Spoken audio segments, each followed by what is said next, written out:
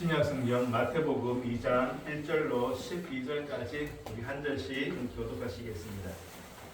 헤롯 왕 때에 예수께서 유대 베들레헴에서 나시매 동방으로부터 박사들이 예루살렘에 이르러 말하되 유대인의 왕으로 나신 이가 어디 계시냐? 우리가 동방에서 그의 배를 보고 그에게 경배하러 왔노라 하니 헤롯 왕과 온 예루살렘이 듣고 소동한지라. 왕이 모든 대제사장과 백성의 서기관들을 모아 그리스도가 어디서 나겠느냐 물으니 이르되 유대 베들레헴이오니 이는 선지자로 이렇게 기록된 바 또 유대 땅 베들레헴아 너는 유대 고을 중에서 가장 작지 아니하도다. 네게서 한 다스리는 자가 나와서 내 백성 이스라엘의 목자가 되리라 하였습니다. 이 헤롯이 가만히 박사들을 불러 별이 나타난 때를 자세히 묻고 베들레헴을 보내며 이르되 가서 아기에 대하여 자세히 알아보고 찾고도 내게 보아요. 나도 가서 그에게 경배하게 하라.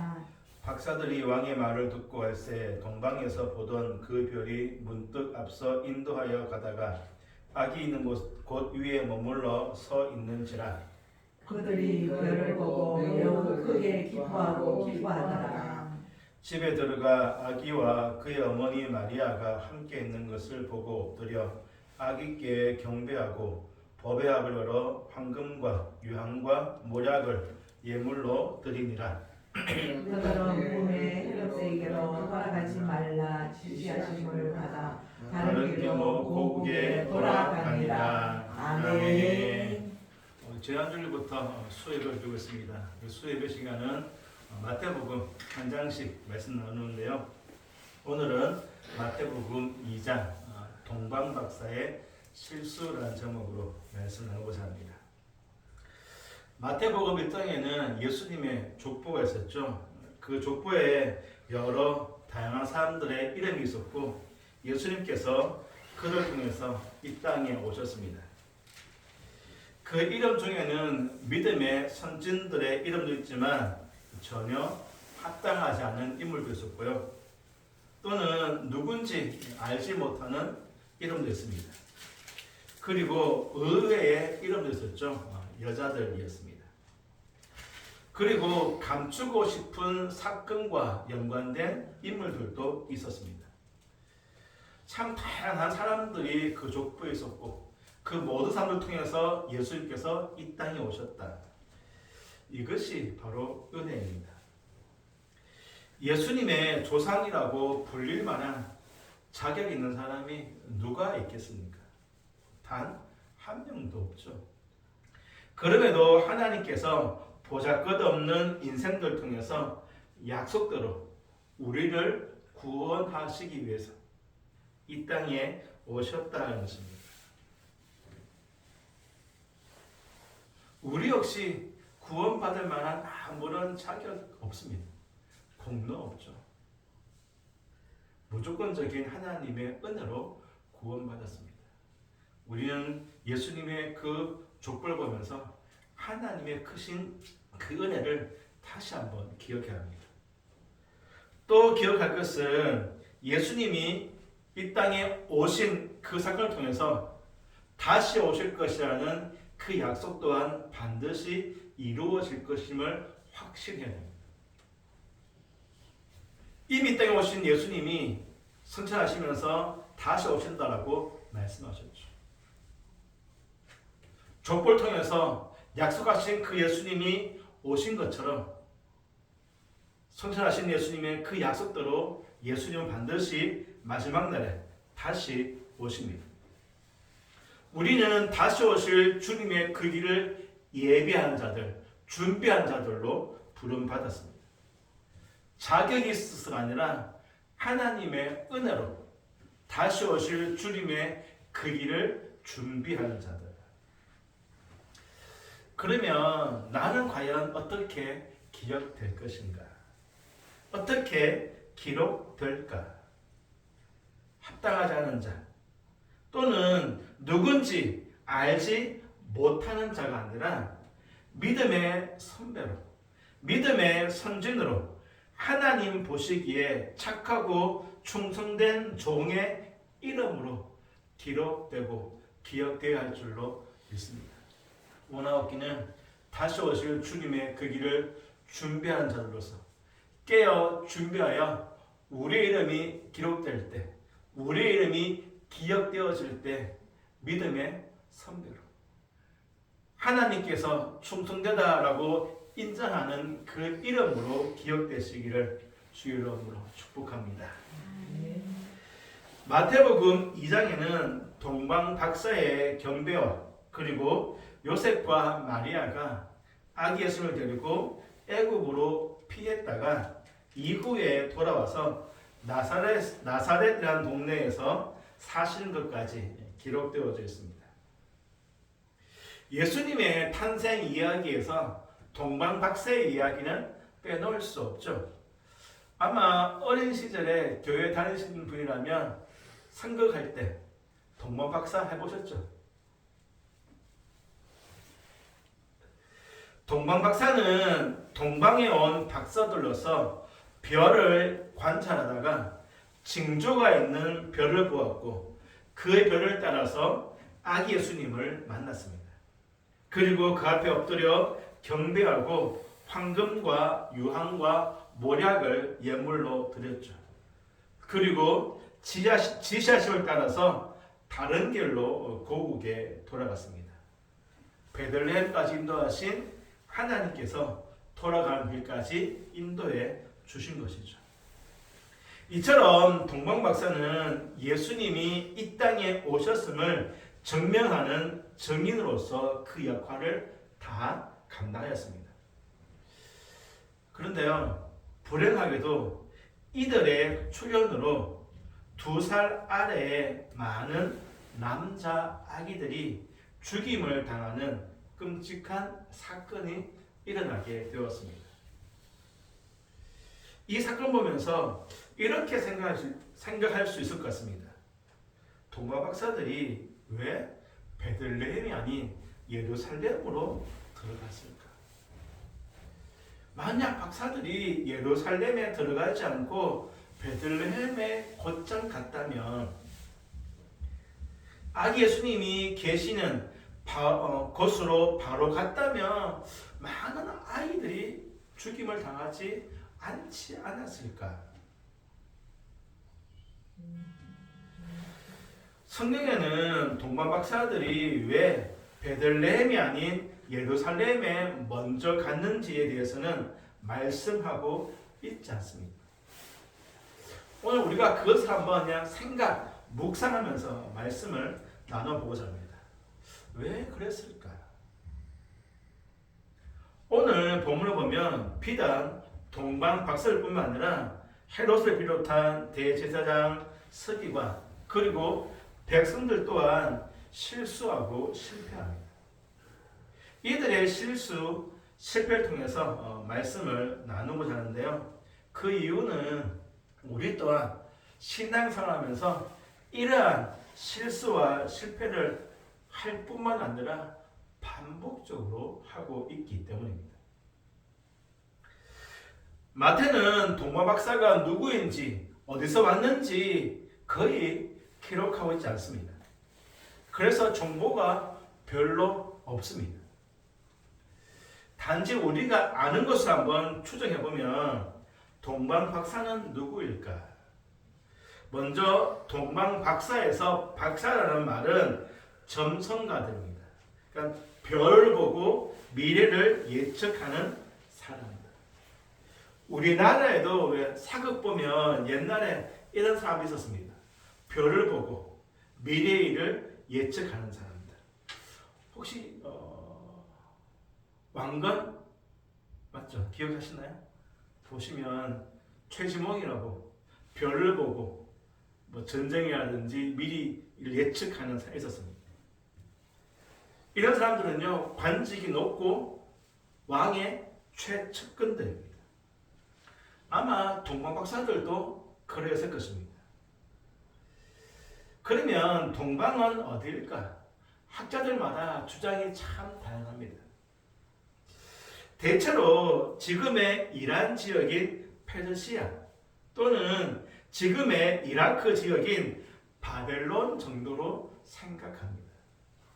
만약 페르시아나 바벨론이라면 거리가 약 1500에서 1600km. 상당히 먼 거리이죠. 보통 이 당시에 하루 이동 거리를 25km 보거든요. 25km. 그런데 별을 보고 오잖아요. 별은 언제 보이죠? 밤에는 보이죠. 그러니까 밤에만 이동이 됩니다. 그러니까 낮에처럼 25km를 갈 수 없는 거죠. 만약에 1600km다. 하루에 20km 왔으면 80일. 10km면 160일. 그러니까 상당히 먼 거리를 오랫동안 여행하고 온 것이죠. 제가 이렇게 구체적으로 설명하는 이유가 있습니다. 박사들이 별을 보고 이 별은 징조가 있는 별이다 알았고 그 별을 따라왔어요. 하지만 목적지를 몰랐죠. 그냥 따라온 거예요. 어디로 가는지 언제까지인지도 모르고 그저 별을 보고 길을 나섰습니다. 80일 혹은 160일 혹은 더 먼 기간일 수도 있습니다. 더욱이 밤에만 이동했기에 대단히 힘들고 어려운 여정이었겠죠. 시간이 지날수록 아마 지쳐갔을 것입니다. 마태는요, 별이 박사들을 예루살렘으로 인도했다라고 말하지 않습니다. 그리고 9절 보시면요, 2장 9절 제가 세 번째로 한번 읽어드리겠습니다. 그들은 왕의 말을 듣고 떠났다. 그런데 마침 동방에서 본 그 별이 그들 앞에 나타나 그들을 인도해 가다가 아기가 있는 곳에 이르러서 그 위에 멈추었다. 박사들이 예루살렘을 떠나서 가는데요. 어떻게 해요? 마침 동방에서 본 그 별이 나타났다. 그리고 그 별이 예수님께 인도했다가 9절이거든요. 마침 나타났다라는 이 말에서 우리가 한번 추정해 볼 수 있는 것은 일정 기간 동안 별이 보이지 않았구나. 어느 정도인지 모르겠지만 어느 정도 별이 보이지 않았구나. 그러니까 별을 통해서 인도함 받던 박사들이 갑자기 별이 보이지 않으니까 어떻게 했습니까? 예루살렘에 온 것이죠. 왜 예루살렘일까요? 그곳에 왕이 있잖아요. 왕이 태어날 장소, 왕이 있는 왕궁일 거야. 이건 상식적이잖아요. 누구나 다 그렇게 생각했죠. 그래서 예루살렘으로 들어간 것입니다. 하지만 3절 보면 박사들의 등장과 그의 말로 인해 헤롯 왕과 온 예루살렘이 어떻게 합니까? 듣고 소동하였다. 헤롯 왕과 온 예루살렘이 듣고 소동한지라. 여기서 소동했다는 말의 뜻은요, 뒤흔들리다, 당황하게 하다, 무섭게 하다라는 뜻입니다. 그러니까 난리 정도가 아니라 어떻게 해요? 두려워서 떨었다는 것입니다. 극심한 불안과 공포에 떨었다. 헤롯과 백성들이. 당연하겠죠. 헤롯은 자기가 왕인데 또 다른 왕이 태어났다 그러니까 불안한 거죠. 또한 메시아의 오심을 준비하지 못했던 백성들은 사회 정치적으로 가져올 혼란 때문에 큰 두려움에 떨 수밖에 없었습니다. 이것이 결국 수많은 아이들의 학살로 이어지게 된 것입니다. 그렇다면 동방 박사들의 실수가 무엇일까? 동방에서부터 오랜 기간 먼 거리를 잘 따라왔습니다. 하지만 마지막 순간에 베들레헴이 아닌 예루살렘으로 갔습니다. 왜 그랬을까? 사실 이것은 우리들도 자주 실수, 실패하는 것이거든요. 예수님이 계신 곳이 어디였죠? 화려하고 웅장하며 권력과 재물과 사람들이 많이 모여있는 예루살렘이 아니었습니다. 아무도 찾지 않고 주목하지 않았던 베들레헴에 계셨죠. 예수님은 예루살렘이 아닌 베들레헴에 계셨습니다. 그런데 예수님을 어디서 찾습니까? 화려하고 편하고 안락한 곳, 세상 권력과 재물이 있는 그곳에서 예수님을 찾는다. 바리새인들이 기도할 때 어디서 기도했죠? 사람들이 많은 곳에. 사람들은 많았지만 하나님은 그곳에 계시지 않았습니다. 사람들만 있을 뿐이죠. 성도 여러분, 예수님은 나의 광야에, 나의 골방에 계십니다. 아무도 찾지 않고 누구도 관심을 두지 않지만 주님의 마음이 있는 그곳에 주님이 계십니다. 지극히 작은 자 안에 계시고요. 때로는 수고와 인내, 고통과 눈물이 없이는 갈 수 없는 그곳에 주님이 계십니다. 그런데 우리는 엉뚱한 곳에서 주를 찾습니다. 주님이 계시지 않는 곳에서 주님을 찾으며 어디 계시냐고, 왜 응답이 없느냐고 원망하고 불평할 때가 있다는 것이죠. 성도 여러분, 동방박사들의 첫 번째 실패는 예수님이 어디 계신지를 몰랐습니다. 이것은 우리들도 자주 하는 실수이고 실패입니다. 예수님이 계신 곳으로 가야 되는데 세상 속에서 권력에, 재물에, 쾌락에 취해 있으면서 그곳에서 주님을 찾아봐야 만날 수 없어요.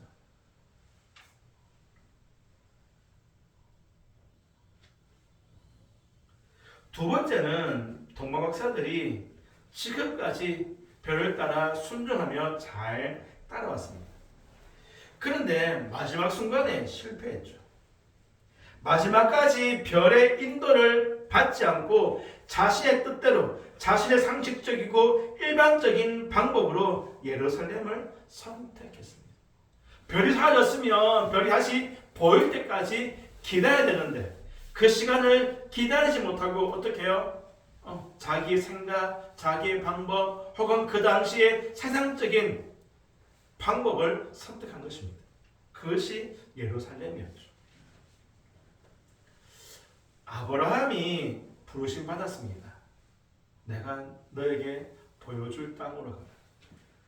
어딘지 몰랐어요. 잘 따라갔습니다. 그리고 가나안에 들어왔죠.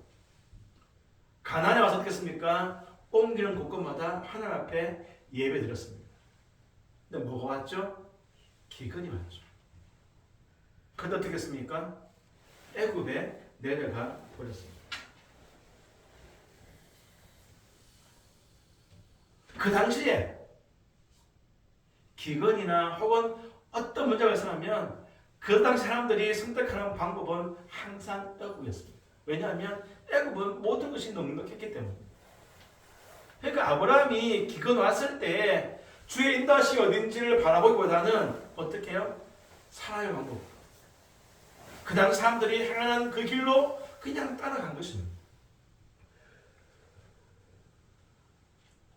이것은 우리가 자주 하는 실수, 실패이기도 하죠.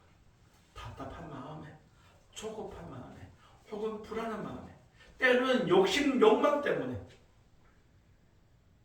그 마지막 순간에 주님의 인도하심을 기다리고 인내기보다는 내 뜻을 따라서 세상의 방법으로 행하다가 실패한 경우가 아마 없지 않아 있을 것입니다. 성도 여러분, 마지막까지 주님의 인도하심을 구하고 주의 인도하심을 따라 선택하고 살아가는 저와 여러분이 되어야 할 줄로 믿습니다. 늘 깨어서 하나님께 집중하는 저와 여러분 되어지기를 주의 이름으로 축복합니다. 마지막으로 헤롯과 백성들의 실수와 실패입니다. 이들은 동방 박사들이 왔을 때 소동하였죠. 두렵고 무서워서 떨었습니다. 이상하지 않습니까? 이 당시 이스라엘 사람들은요, 메시아가 오기를 기다렸어요. 그래서 많은 부모들이 아들을 낳으면 메시아가 오기를 기다리는 마음으로 그 아들 이름을 예수라고 지었습니다. 그만큼 메시아가 오기를 기다리고 또 기다렸어요. 그런데 막상 메시아가 이 땅에 왔는데 어떻습니까? 기쁨과 찬양, 경배가 아니라 혼돈과 두려움과 불안과 갈등이었죠. 그리고 메시아를 죽이고자 합니다. 메시아를 그토록 기다렸지만 정작 그들이 메시아를 영접할 준비가 전혀 되어 있지 않았다는 것이죠. 그 결과 메시아로 오신 아기 예수님을 처음 만나는 기쁨, 영광은 메시아를 기다렸던 이스라엘 백성들이 아니라 동방 박사들이었죠. 메시아가 어디서 태어날 줄 알았던 대제사장, 서기관들이 아니라 들판에 있던 낮고 천한 목자들이었습니다. 응당, 대제사장, 서기관, 바리새인들, 사두개인들, 이스라엘 백성들, 메시아를 기다리고 기다렸던 그들이 아기 예수 왔다는 그 소식 앞에 달려가서 엎드리고 경배해야 되는데 그들이 아니라 낮고 천한 목자들, 그리고 동방에서 온 이방인 박사들이었다.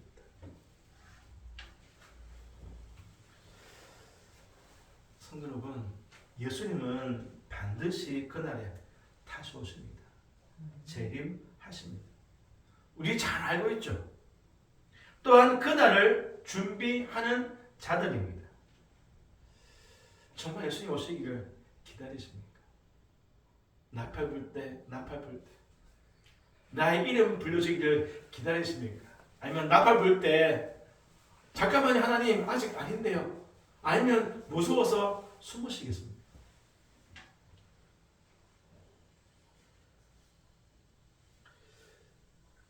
그냥 형식적인 찬양 고백 말이 아니라 정말 우리들이 깨어서 주님 오실 그날을 기다리고 준비하고 있는가?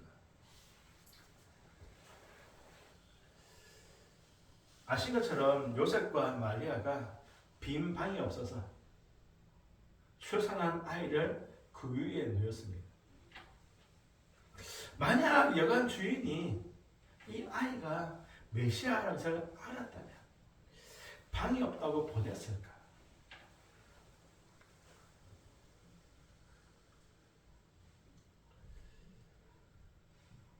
자기 안방이라도 내어주지 않았을까?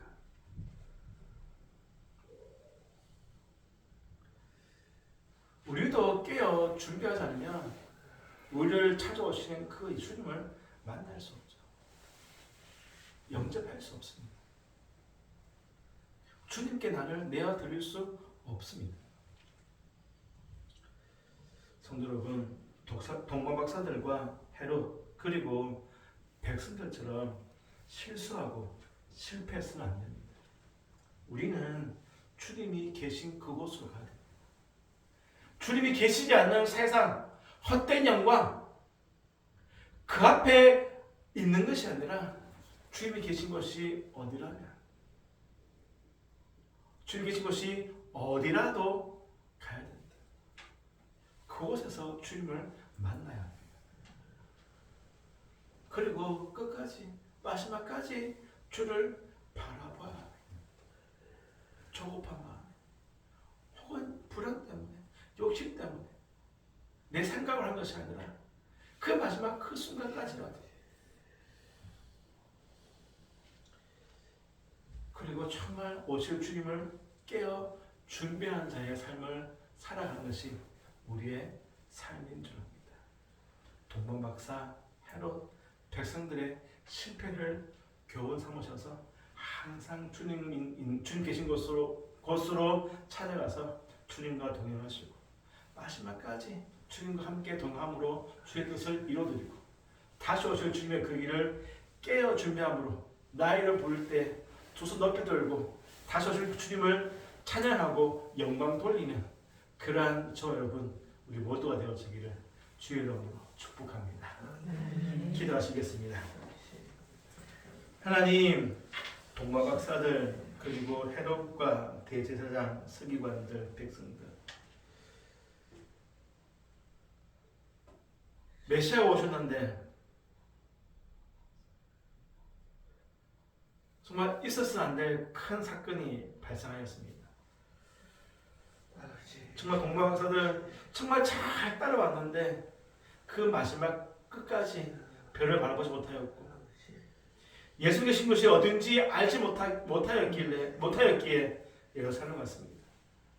헤롯과 백성들은 메시아를 기다렸지만 막상 오셨다는 그 소식에 소동하였습니다. 두려워하였고 무서워 떨며 큰 혼란을 겪었습니다. 아버지 하나님, 다시 오시면 약속하신 주님은 반드시 오십니다. 그리고 시시각각 우리를 찾아오십니다. 아버지 하나님, 우리 또한 이러한 실수를 반복하지 않기 원합니다. 주님 계신 곳이 어디인지, 주님 마음이 어디인지 알아서 그곳에 있기 원합니다. 그곳에서 주님을 만나기 원합니다. 아버지 하나님, 마지막까지 주의 인도하심을 따라 주님께서 이끄신 그곳으로 가기 원합니다. 또 아버지 하나님, 준비되기 원합니다. 그래서 시시각각 나를 찾아오신 그 주님을 영접하고 주님과 함께 교제를 나누며 다시 오실 그날 기쁨의 주를 영접하는 신앙 되어지고 나오니 우리 가운데 함께 하시고 역사하여 주옵소서. 늘 깨어있을 수 있도록 주의 성령으로 조명하여 주옵소서. 예수의 이름으로 기도하옵나이다. 아멘. 314장